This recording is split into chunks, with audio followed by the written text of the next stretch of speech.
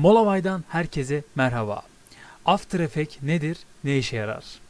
Keyframe'ler vererek hareketli bir görüntü üzerinde istediğiniz efekti yaratmanıza müsaade eden harika bir programdır. İsterseniz programımızı çalıştıralım. Birkaç örnek de yapalım. İlk programı açtığımız zaman karşımıza böyle bir ekran çıkıyor. Buradan bize program bir proje oluşturmamızı istiyor ya da bir proje açmamızı istiyor. Biz sol paneldeki kısma geliyoruz ve buradan yeni bir proje oluşturmak için tıklıyoruz. Klavye üzerinden CTRL-N'ye bir defa basıyorsunuz ve buradan ismini belirliyorsunuz. Deneme 1 diyorum ben. Buradan projemizin boyutunu ayarlıyorsunuz. Standart programın verdiği boyut 1920'ye 1080. Siz bunu küçültebilirsiniz. Daha da büyük yapabilirsiniz. Daha sonra burada zaten program bunları otomatik veriyor. Şurada 30 saniye. İsterseniz siz bunu arttırabilirsiniz çalışma alanı olarak. Arka planı siyah yapabilirsiniz, kırmızı yapabilirsiniz. Bu sizin yapacağınız işe bağlı. Bu işlemleri yaptıktan sonra ok tuşuna bir defa basıyorsunuz. Evet. Bastıktan sonra ekrana şöyle bir şey geliyor. Premiere Pro kullanan kişiler bu programı kullandıkları zaman pek fazla yabancılık çekmeyeceklerini düşünüyorum. Program Premiere ile çok yakın. Şimdi Layer kısmına gelelim. Şuradan New Layer, şuradan Text aracını bir çalıştıralım. Şimdi ekrana deneme yazmasını istiyorum ben. Biraz büyük yazdım. Şöyle hepsini seçelim. Şuradan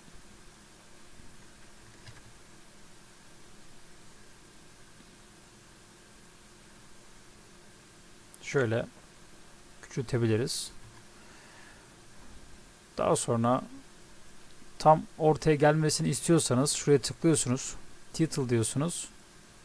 Şöyle gördüğünüz gibi şu artı olan kısım tam ortası demektir. Evet. Şu an tam ortada.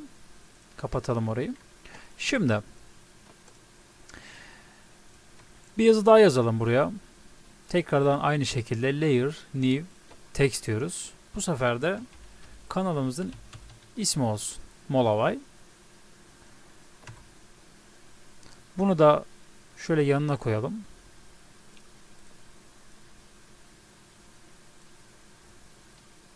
Şöyle klavyenin yön tuşlarıyla da ayarlama yapabilirsiniz. Evet. Şimdi Molavay yazısını sol tarafa alacağım. Diğerini de sağ tarafa alacağım. Sol tarafta bulunan yazının üzerine bir defa tıklıyoruz ve şuradaki çubuğa basıyoruz. Çubuğu açtıktan sonra şurada transform işareti var. Onu da açıyoruz. Burada mesela ben yazıyı sol tarafa alacağım. İlk başlangıç olarak. Şimdi şuraya geliyorum. Şöyle sol tarafa aldım. Aldıktan sonra position'ımı etkin hale getiriyorum. Getirdikten sonra diyorum ki şuradaki frame'e geldikten sonra şurada olsun diyorum. Şimdi şunu şöyle sağa doğru kaydırıyorum. Evet. Tam şu şekilde. Bir bakalım. Evet. Şimdi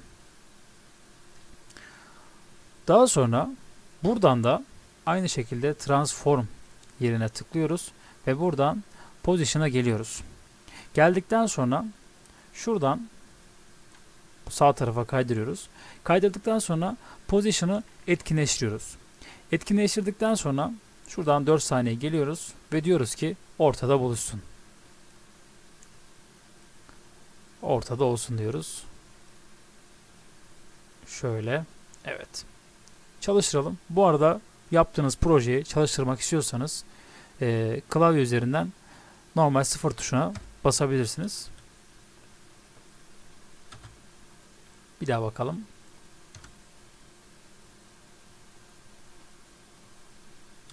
Evet. Şimdi ilk önce Molavay yazısı geliyor. Duruyor. Arkasından deneme yazısı geliyor. Şimdi ben istiyorum ki ikisi de aynı anda gelsin. Çalıştıralım. Evet. Şimdi bunu siliyoruz. Bunu da siliyoruz. Şimdi şuraya geliyoruz. Şuraya geldikten sonra buradan position'ı etkinleştiriyoruz. Tekrardan.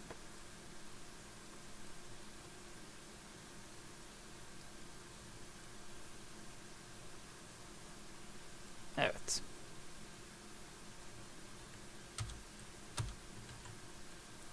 Şuraya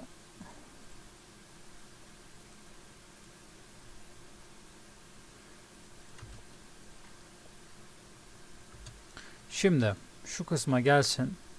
Bunu yukarıdaki yaptığımız gibi sol kısmı alacağız. Pardon, sağ kısmı alacağız. Şöyle aldıktan sonra position'ımızı etkinleştiriyoruz. Etkinleştirdikten sonra aynı frame'i getiriyoruz. Getirdikten sonra bunu tekrardan sola doğru kaydırıyoruz. Şöyle.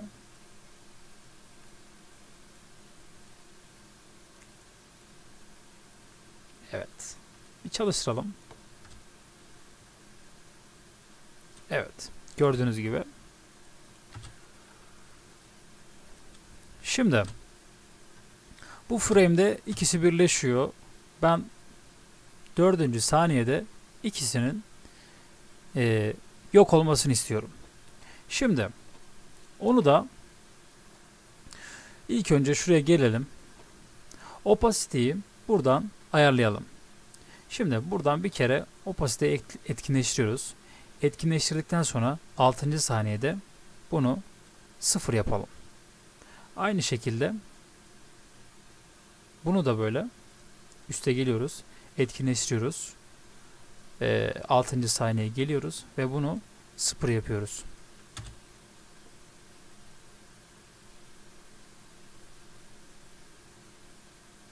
Evet. Gördüğünüz gibi. Evet, bu dersimiz bu kadardı. Umarım faydalı olmuştur. Kendinize iyi bakın. Hoşça kalın.